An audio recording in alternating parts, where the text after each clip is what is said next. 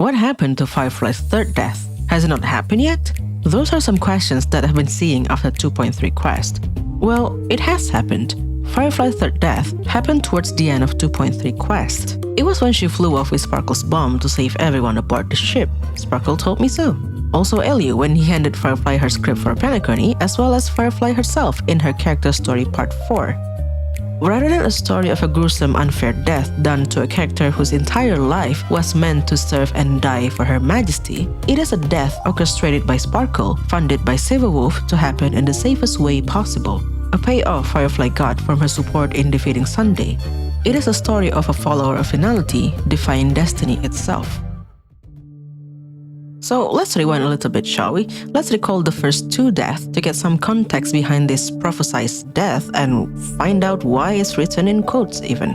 The first one was when she was murdered by something unto death, also known as Sleepy as we learned from Misha, in front of the Trailblazer back in 2.0. However, death in the dreamscape was not possible. If you died in a dream, you would be forcefully awakened back in your hotel room. Such was the protection of Enna the Order within the dreamscape. So instead of dying, Firefly found herself arriving at Dreamflux Reef, the land of the exiles, the original Penacony built by Hanunu, Mikhail, and friends. That was the first death.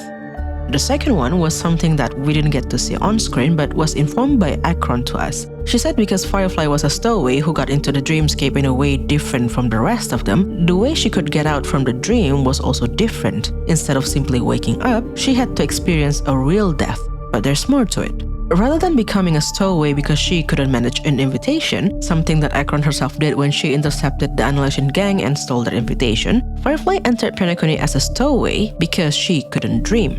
She is an artificially made human whose sole purpose was to fight the Swarm in an armored suit. SAM, short for Strategic Assault Mech, is the suit armor. She was created with superhuman perception, very little need of sleep, as well as the inability to dream. Like, literally, she simply doesn't dream. So even if the Stellaron Hunters managed to get an invitation, which I think would be elementary to Silverwolf, Firefly wouldn't be able to use the family's dream pool anyway. Even if she lay down in the pool, closed her eyes, and fell asleep, she wouldn't start dreaming.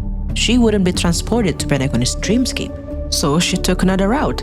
Remember the sea and islands analogy Gallagher used to describe the memory zone and the dreamscapes?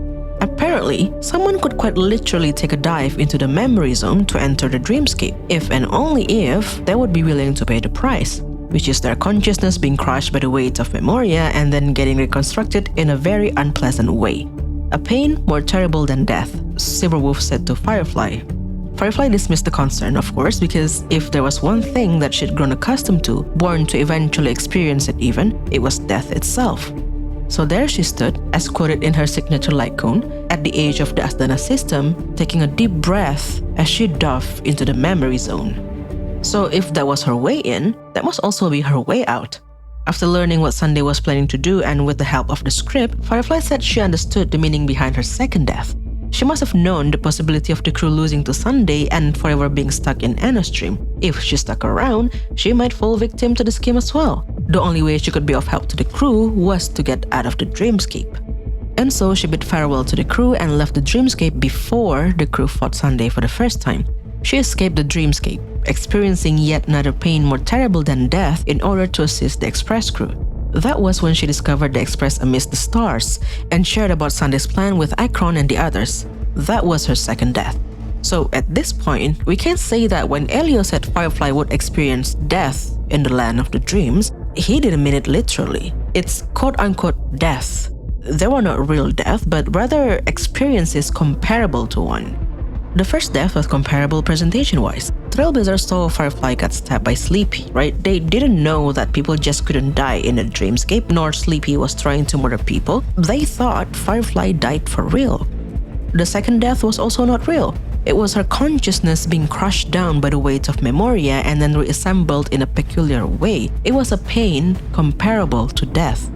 So if you ask me, what are the chances that the third death would also not be a real death? Very high, I think. Before parting with the Express crew after their talk with Sunday, Firefly said that should she succeed in facing her second death, it would provide crucial support for the crew, which was something that the crew would need if they wanted to come out victorious against Sunday. if they could achieve victory in the battle, her third and final death wouldn't come true in the most terrible form. And this is important. Elio said Firefly would experience death 3 times in Penacony, right? Whether she and the crew won against Sunday or not, she would experience the third death anyway. The script would always come true. The key difference is, should they come out victorious, the third death wouldn't come true in the most terrible form. It would still happen, but Firefly wouldn't suffer as much. Does that make sense?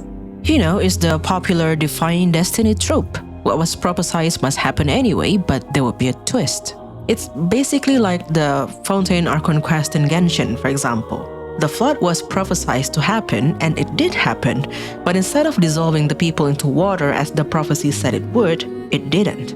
Fuselaurs made a gamble and won, which resulted in the people of Fontaine becoming true human before the flood happened. So while the flood did happen because it needed to, it didn't harm the people.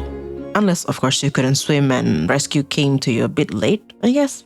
Or like in Harry Potter, the Prisoner of Azkaban. When Harry and Hermione went back in time and saved Buckbeak, the guy who was hired to execute Buckbeak still swung the axe, right? But instead of chopping Buckbeak's head off, it chopped a pumpkin in half. In Firefly's case, the third death was bound to happen as she was flying deeper into the memory zone while carrying the sparkle bomb in her attempt to save everyone from the explosion. The bomb was always meant to explode before Firefly could fly away to safety. And by the way, aside from Sparkle's message that I would get in a bit, another thing that convinced me that this was the third death was the fact that you could find Firefly exploring Penacony after the main quest. Earlier in the quest, Silverwolf asked her what she would do now that she was back in a dreamscape and had a lot of free time, and Firefly's response was, "My script isn't over yet." She prioritized the script first before personal free time. The fact that she was exploring around Penacony, even agreeing to play a game with Trailblazer, that was enough to tell me that her script was indeed over. The 3 deaths had all come to pass. So anyway, her flying off with the bomb was the third death. Firefly thought she would have enough time to fly far away to keep everyone safe and then to fly back to where Trailblazer was. But of course, Sparkle would speed up the countdown, this little motherfucker, making Firefly believe that she wouldn't have enough time to fly back like she said she would. And I think Firefly genuinely believed that she wouldn't make it, but she would have been okay with that because she had made friends in Penacony who knew her as Firefly first, Sam second. Even if she died from the explosion, she wouldn't die as a weapon. She would have died a human who sacrificed herself for her friends, the name Firefly inscribed on her tombstone. Except it was not a real bomb. It was fireworks. The masked fool who created the chaos was hired early on by Silverwolf to ensure that Firefly's death would happen in the safest way possible. What's interesting about Sparkle's message is that she said she was not a control freak. She let the actors decide how the ending would unfold for themselves. Since more than half of the actors pressed the buttons, the third death went exactly as planned. That's what she said, but that statement contradicted what she said to Topaz early in the quest. To Topaz, she was like, oh, people in Penacony feared death. They wouldn't press a button that would possibly explode and destroy the dreamscape. Basically saying that nobody pressed the buttons. So what did she mean? What did she mean by Trailblazer making the call and actually saving Firefly? I think the buttons that she was talking about in the message were different from the actual buttons that she had distributed to the people. Because remember, nobody pressed the buttons. I think Sparkle might be referring to something more symbolic here. The whole point of the button subplot is that if anyone pushes the button, all the other buttons and the whole Penacony would go up in smoke, right? Which I think could serve as a fail-safe scenario to free everyone from Anna's dream should Trailblazer fail to realize that they were trapped in a dream. Had Trailblazer not woken up from Anna's dream and somebody had pressed the button to trigger the explosion, it would have resulted in everyone dying in a dream. Simultaneously, the dreamscape would have lost Anna's protection, so everybody wouldn't have simply awakened in reality. They would have experienced a brain death, as Jade called it, Firefly included, perhaps, thus experiencing her third and final death in the most terrible way possible. Fortunately, Trailblazer did wake up thanks to Black Swan, and together with some others, they fought Sunday and broke free from Anna's influence. Now, if we consider Sparkle's comment about her being a director and Trailblazer as one of the actors, we can assume that all the other playable characters were the actors too, right? Seems logical. Aside from Sunday, who was the villain in the story and also still not playable, there were 14 characters involved in the story. 9 of them woke up from Anna's dream. 9 out of 14. more than half of the actors. That could be what Sparkle was talking about. Since more than half of the actors woke up from Anna's dream, worked together to fight Sunday and stop Anna's dream from bleeding further with reality, the third death went exactly as planned, in the safest way possible. Not a brain death because no dreamscape exploded, but a bomb was still involved nonetheless, a disguised one anyway, because what was prophesized had to come to pass. Firefly had to fly off with the Sparkle bomb and not make it in time before the bomb exploded, thus concluding the third death. See, the resolution to Firefly's third and final death opens up a whole new can of worms. It leaves some wiggle room when it comes to interpreting Elio's script. Kafka said Trailblazer would eventually have to fight Nanook? What does it mean?